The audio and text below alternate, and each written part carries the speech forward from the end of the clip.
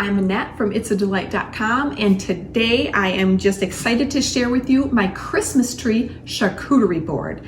This is super easy, and the thing that I really love about this is, well, number one is there's no baking, and the second thing I love about it is you can cut up your cheeses all a couple days ahead. You can wash your grapes a day or two ahead, and it's perfectly fine. Then you can just throw this thing together. There's no cooking, there's no baking, no mess. Throws together in less than an hour, easily. That's if I didn't have anything ready. And it's super festive. Everybody loves it. And you're not adding one more tray of sugary sweets to the whole table of, goodies that are on there, which I love sweets, don't get me wrong, but we got to have a little balance there. So another thing that's great about charcuterie boards is, and charcuterie is just a fancy French word for finger foods, really a meat and cheese tray. That's what it officially is. And yet mine doesn't even have any meat on it today. And so you can make these any way you want to. You could change out the fruit of mine. You could change out the red and green fruit for red and green veggies. So you could use, say, red tomatoes and some green cucumbers, or whatever you like, whatever your guests are gonna like to meet their needs. You could do no dairy. You could do, so it would be, non-dairy for those guests. You could do gluten-free crackers so that those guests could have it. However, the sky's the limit on this, okay? So first I'm gonna share a couple tips before we get started, okay? One is I used parchment paper. This is a piece of parchment paper, and I drew it out. I made my parchment paper as big as my tray. Now, I did this 1 year, and I've never used this again, okay? But if you were just starting out, just to know, if you could fit all your rows on there, where your cheese was gonna go, this could be really handy, because where it helped me, what I really needed the help in for myself, and this is just my personal self, when I had to make this, it was on Christmas Eve day. I had a 500,000 other things going on, tons of people, and I just wanted to put this thing together without thinking, oh, where were you gonna put that? How were you gonna do that? So I just drew it out. I mean, you can see rough sketch, okay? And then I folded it up, and it went in my little Christmas cooking notebook, that if I ever wanted to use it again, I could. But instead of that, I have even something better now. Once you make one, take a picture of it, have that picture printed off, and now this picture fits right in my recipe box. And if I want to look back at it, how did I do that again? Sometimes I change it up. Sometimes I don't always use the same things.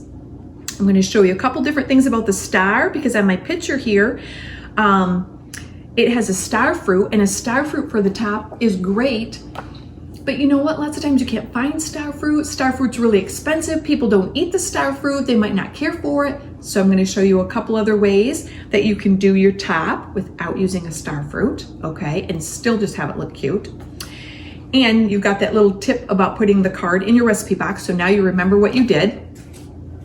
Now for boards, I'm going to tell you, I literally have a board, okay? Nothing fancy, don't buy anything big, major. I have two sizes. This is my big one, and this is my smaller one today. It is just a board that I sanded down, okay? And you're gonna cover it with parchment. I don't tape it to the back, nothing. When you lay it over it, it just kind of naturally goes over it. But you can use anything. You could use a tray, you could use a cookie sheet, because if you cover these with the parchment paper, the white parchment paper, you don't see the print, you don't see anything else. And the white parchment paper just gives you, and you'll see some of the, on the slides, you'll see some of the pictures of it.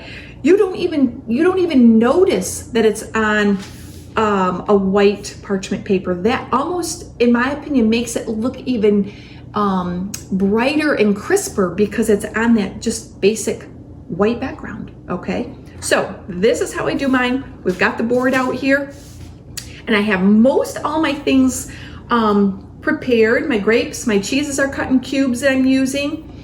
I have my cheeses that are cut in a couple shapes. I don't need 100 of these, but just a couple dozen if you want to do this. If you don't, you could just do more of the cube cheese. That's all I would do. And for my crackers, today I am using these because the Sociables, you get several different shapes and I kind of like that. But like I say, you can use any shape, any kind of cracker to make this thing healthier, gluten-free, however it's gonna fit for you, okay? So with all of that, let's dive in and let's make this lovely, delicious, festive looking board. Okay, so here you'll see I have some cookie cutters. This little mitten is really fun to use. I love to do it for the littles. They love that kind of stuff. The Christmas tree also works really well too on a slice of cheese. It fits just right. But I am using Little Mr. Snowman. I sit him on an angle. Whoops, actually I should just, first I had a block of cheese and I just sliced off some slices. That's all you do. They're not even exactly the same thickness. It's okay. This is just a quick little thing. I'll show you how I do it. I just simply take that to all I do to cut out these little snowmen. And then I would just make a little plate of them. I shoot to have a couple dozen, around 18 or so, whatever I think I'm going to need, because I'm going to put mine along the bottom. And then I could get another snowman out on the bottom of this. Okay, so that's just showing you how I did the snowmen, okay?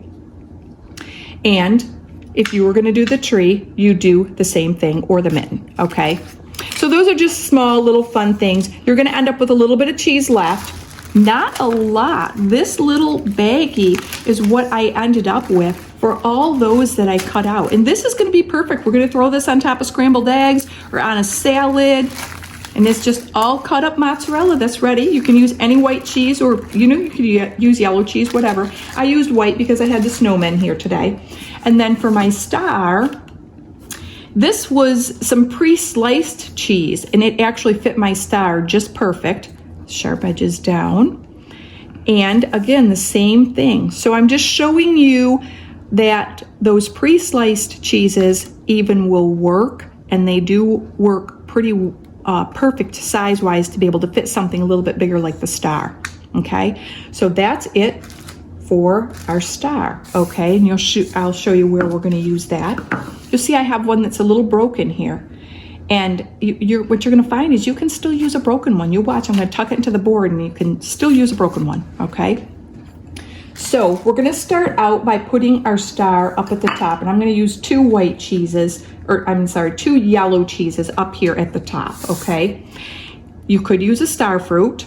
The other thing that I have done is I have used purple grapes and gone just around in a circle. You can put a little white cheese in the center and just make your purple grapes go around in a center and use that for a star. Anything that's a little different, it actually works, and it works well. You can cut your grapes in half if you're worried they're gonna roll around and do circles around. But anyways, that's just ideas for a star if you don't wanna do the star fruit, or you can't get your hands on it, or you don't wanna fuss with cutting out your yellow cheese, okay? So now we're just gonna quickly layer on. Our first row is going to be my white cheese, okay? And actually, you know what? I'm gonna stop right here because I just realized that usually I start from the bottom. And this is a good lesson. Put that star up at the top and then start and go down here at the bottom, because it's easier to figure out how far you need your rows to come out if you start out at the bottom. So that's what I'm gonna do. And for here, I'm gonna put a couple pieces of celery. Again, you can do however many you want to, whatever looks the best. People are gonna eat that and they're gonna love it, okay? I'm just gonna keep right on it going.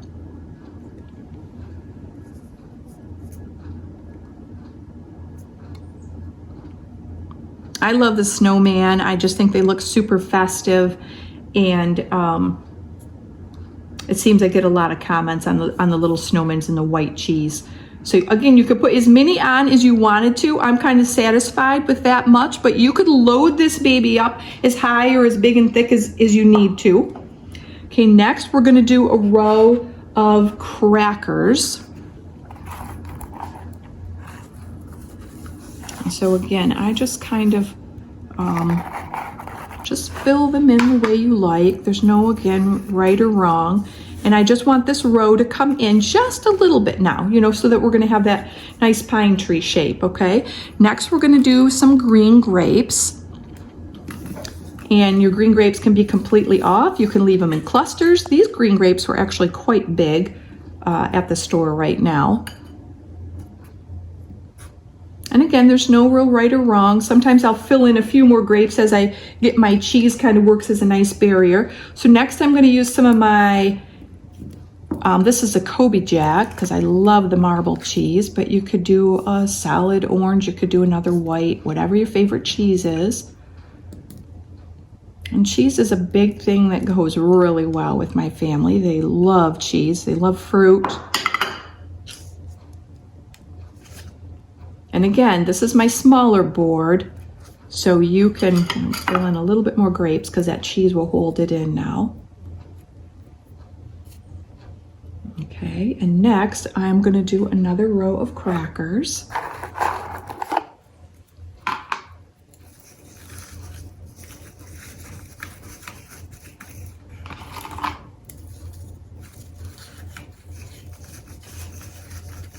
And I'm going to move this up just a little bit, and then we're going to do our red grapes in here.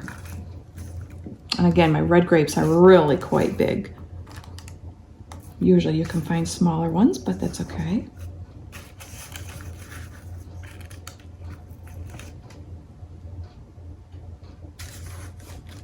And then I just kind of start filling in again, wherever I feel that it needs a little bit of filling, okay? So I'm gonna put that just a little bit more on top, because we're not baking a cake. Just have fun with it and let it just be filled and just easy to eat. Now, you can have some toothpicks nearby it, or just sitting, you know, with it. Lots of times when I have cheese cubes or grapes or ham, I will put toothpicks by it, because people will grab a toothpick and they will take it off with the toothpick. But I also will often put a small little set of tongs on this tray. And basically, you can see my little recipe picture right here, which is what I kind of followed. Oh, and we got some stars in there, I forgot. That's usually what happens is I have extra stars, and so I'm like, well, let's put those on and make this tree look really festive and cute, right? Got that one that's got a broken thing, and we can just tuck that in there and make him work too. And the grands and the littles love the shapes, of course, because they're just so fun. And there you have it. That is all there is to a Christmas tree charcuterie board. Okay, so there you are, a Christmas tree charcuterie board, all ready to enjoy, festive, and with some healthy, wholesome ingredients on it. And just in case if anybody asks, most of these little cookie cutters, they're only like about an inch, inch and a half. So it's just a real small little cutter. But I hope you guys will enjoy this. Hope you'll give it a try, and I'll see you in the next video.